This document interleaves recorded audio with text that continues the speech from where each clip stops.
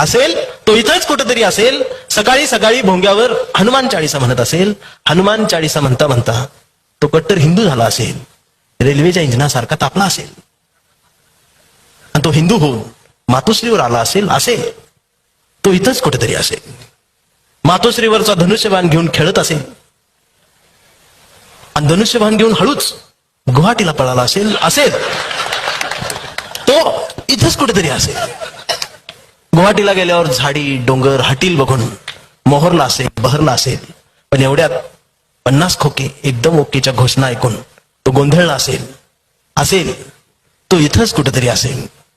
मला धरून नेतील का? माझी चौकशी होईल का? मला पकडून ठेवतील का? म्हणून तो कमळाच्या फुलात लपला असेल.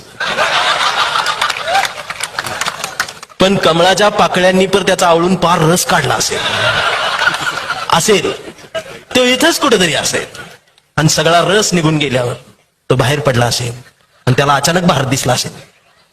आणि मग त्याची दाढी वाढली असेल आणि मग तो भारत जोडोच्या यात्रेत गेला असेल आणि तो नांदेडमध्येच हरवला असेल. तो इथंच कुठेतरी असेल. शेवटी वेळ झाली असेल. त्याला घड्याळ दिसला असेल. तो घड्याळाजवळ आला असेल आणि इथं काकाजवळ बसायचं का पुतण्याजवळ थांबायचं हीच त्याला कळत असेल.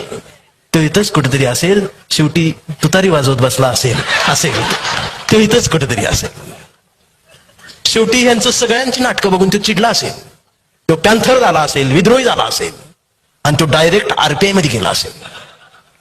पण त्याच्याच अध्यक्षाच्या कविता ऐकून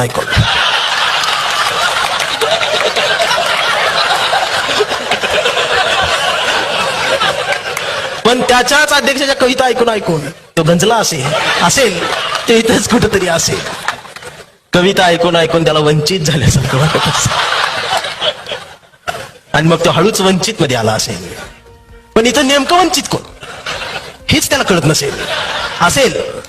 तो इथंच कुठेतरी असेल.